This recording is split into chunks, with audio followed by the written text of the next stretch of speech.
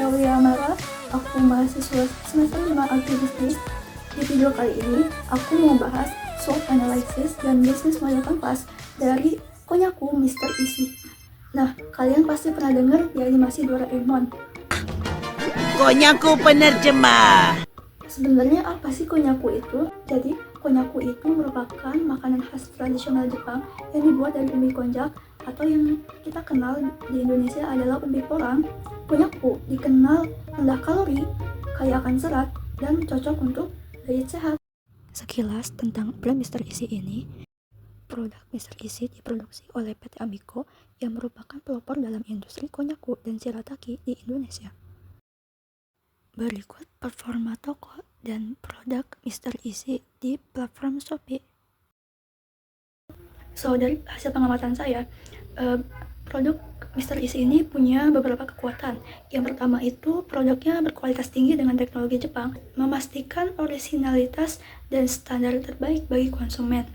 Yang kedua yaitu brand recognition yang cukup kuat karena belum banyak pesaing yang menawarkan produk konyaku di pasar lokal ini.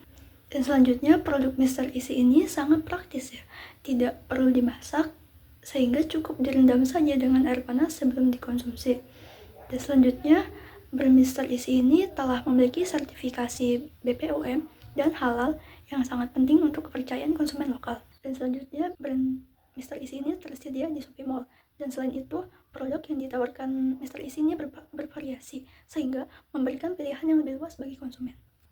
Di sisi lain, produk konyaku Mr. Easy ini mempunyai kelemahan yang perlu diperhatikan, seperti yang pertama itu bagi konsumen lokal, harga produk ini masih relatif mahal. Selanjutnya, konyaku juga belum terlalu familiar di konsumen lokal. Selanjutnya itu opsi pengiriman yang masih terbatas, yang bisa menjadi hambatan bagi pelanggan di wilayah tertentu. Adapun selanjutnya kelemahan performa toko di Shopee, di mana responsivitas di fitur chat Shopee-nya itu cukup rendah. Lalu belum memaksimalkan fitur-fitur Shopee seperti live selling yang bisa dimanfaatkan untuk memaksimalkan penjualan. Next, jika kita lihat dari sisi eksternal, maka brand Easy ini memiliki beberapa opportunities atau peluang yang dapat dimanfaatkan dan beberapa threats atau ancaman yang mungkin dihadapi. So, peluang-peluang tersebut yaitu yang pertama, tren diet sehat itu sedang berkembang pesat.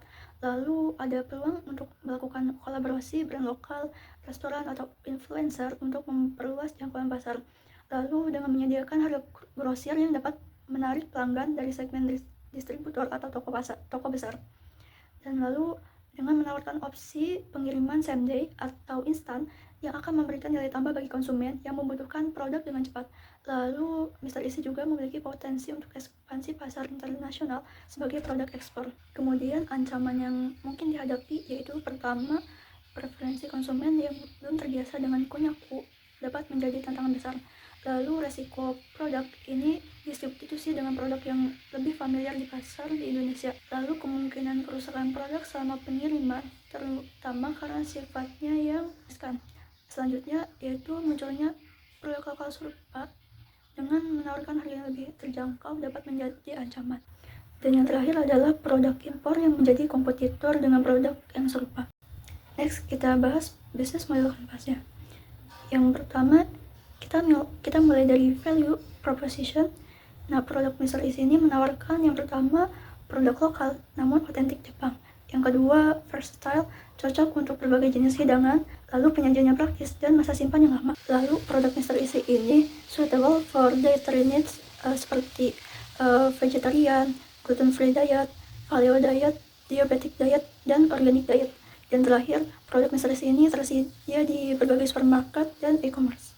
So, untuk mendukung value tadi, maka key activities yang dilakukan meliputi produksi produk dengan standar teknologi Jepang, lalu research and development, lalu edukasi dan layanan asisten diet kesehatan, dan yang terakhir distribusi produk offline dan online. Lalu key resource yang dimiliki meliputi tenaga kerja, mesin atau fasilitas teknologi produksi, bahan baku, dan modal keuangan.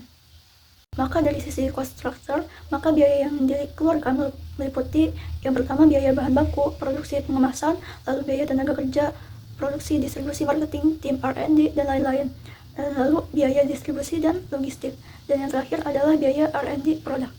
Untuk memastikan keberhasilan operasional, Maka key partners yang berperan yang pertama itu petani porang lokal atau distributor porang, lalu supermarket dan toko swalayan, lalu e-commerce seperti Shopee, TikTok Shop, Tokopedia, Blibli dan lain-lain, lalu reseller, lalu jasa pengiriman atau logistik, dan yang terakhir seperti food influencer dan chef.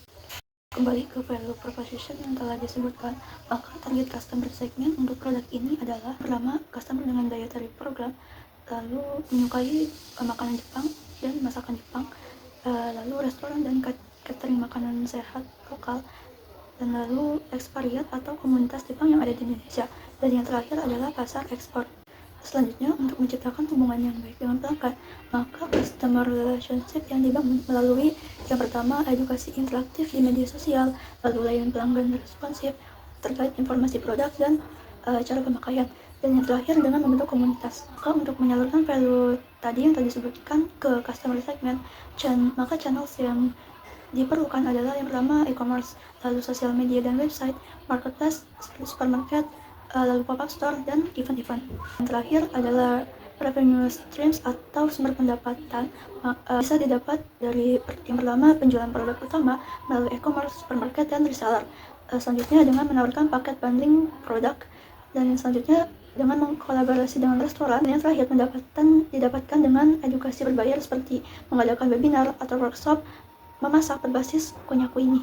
Oke, mungkin itu saja penjelasan yang dapat saya sampaikan terkait SWOT analisis dan bisnis model kanvas pada produk Mr. Easy ini.